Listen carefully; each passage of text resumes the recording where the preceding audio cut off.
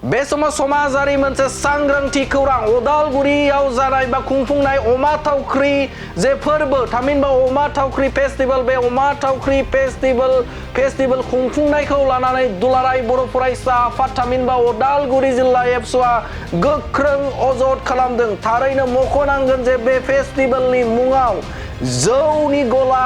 जौनि गला जुवा गेला आरो गोबां आयेन बेरेखा जाय समाजनि बेरेखा बे समाजनि बेरेखा जादों होननानै गोख्रों अजद खालामदों उदालगुरि जिल्ला एबसुनि आफादगिरि बिथां कर्नेल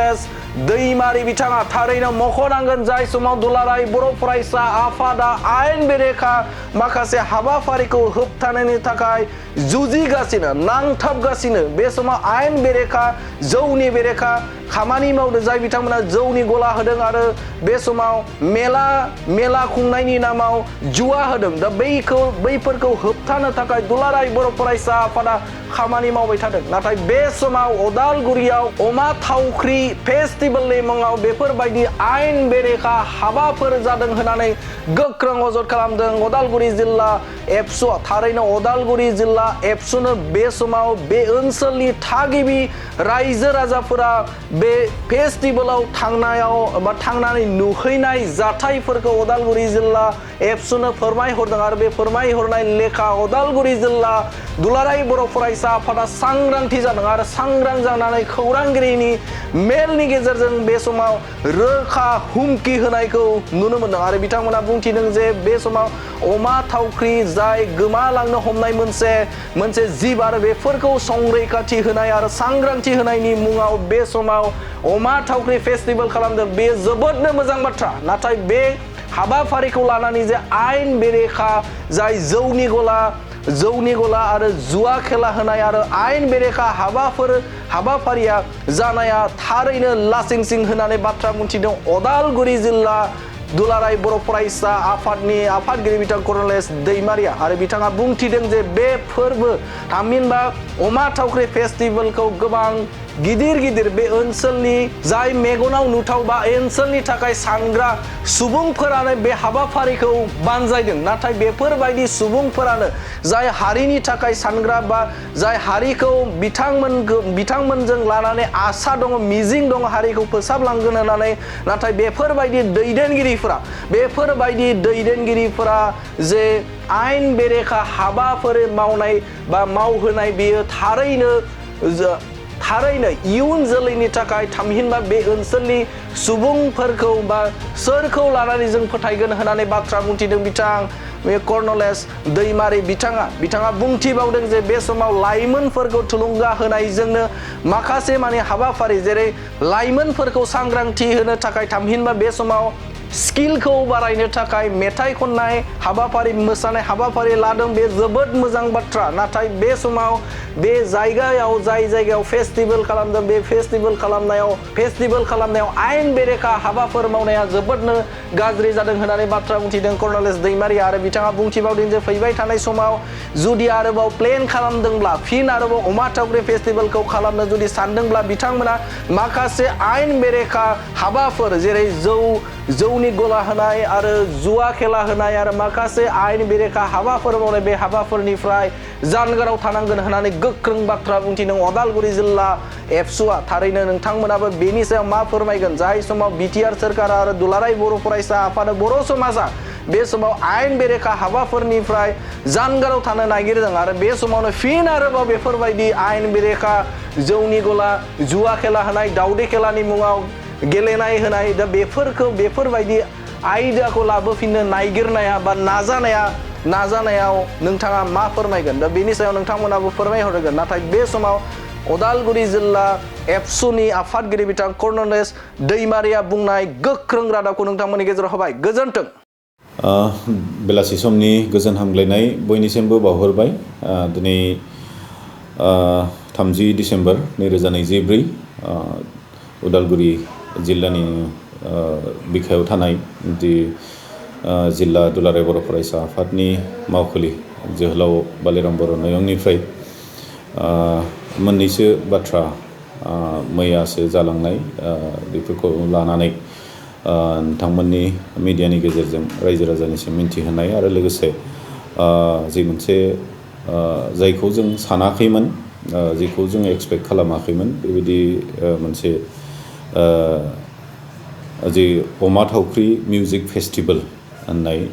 मैया 29 डिसेम्बर 2024 खुंनाय जादोंमोन। दा बिनि माखासे पिक्चारफोरखौ जों जेबायदि सानहरफेराखैमोन बेबायदि जानायखौ नुनानै खोब दुखुजों जोङो फोरमायनो थाखाय दिनै गथायसे जादों। आंजों लोगोसे दङ जिल्ला आफादनि बुंथिगिरि लोगोसे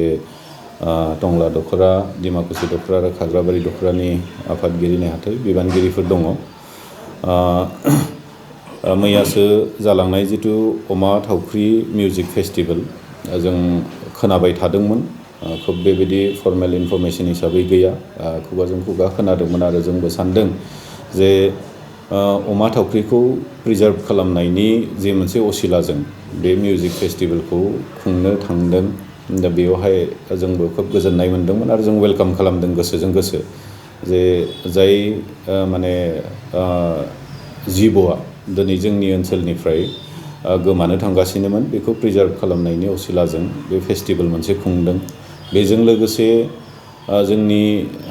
ओनसोलफोरनि बड'लेण्ड हालामनि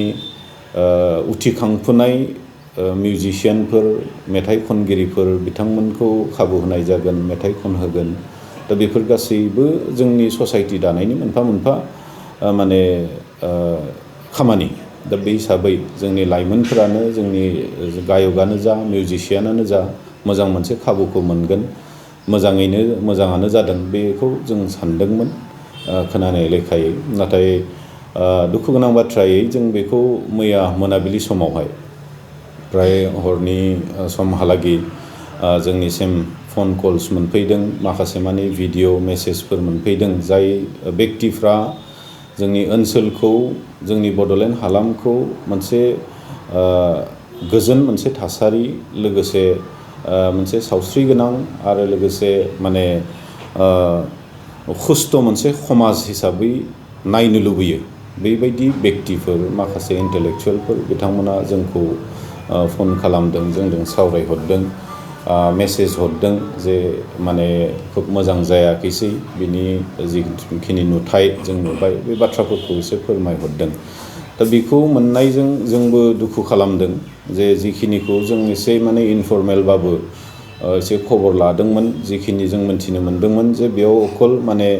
अमा थावख्रिखौ प्रिजार्भ खालामनायनि मोनसे असिलाजों मिउजिक फेस्टिभेल लादों बेवहाय जाखांफुनाय मेथाइ खनगिरिफोर दामजु दामगिरिफोर बिथांमोनखौ सुबिदा होनाय जागोन बेखिनि बाथ्राखौ बुंनाय लेखा जोंबो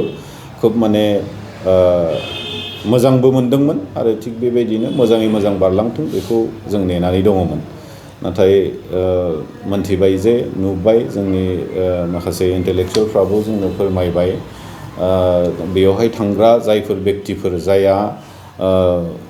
समाजखौ मोजां मोनसे समाजखौ लुबैग्रा बेक्तिफोरबो थांदोंमोन बैफोर पिक्चारफोरखौ नुहैगोनबो सानाखैमोन। दा बैबायदि बेक्तिफ्रा जोंखौ फोरमायहरदों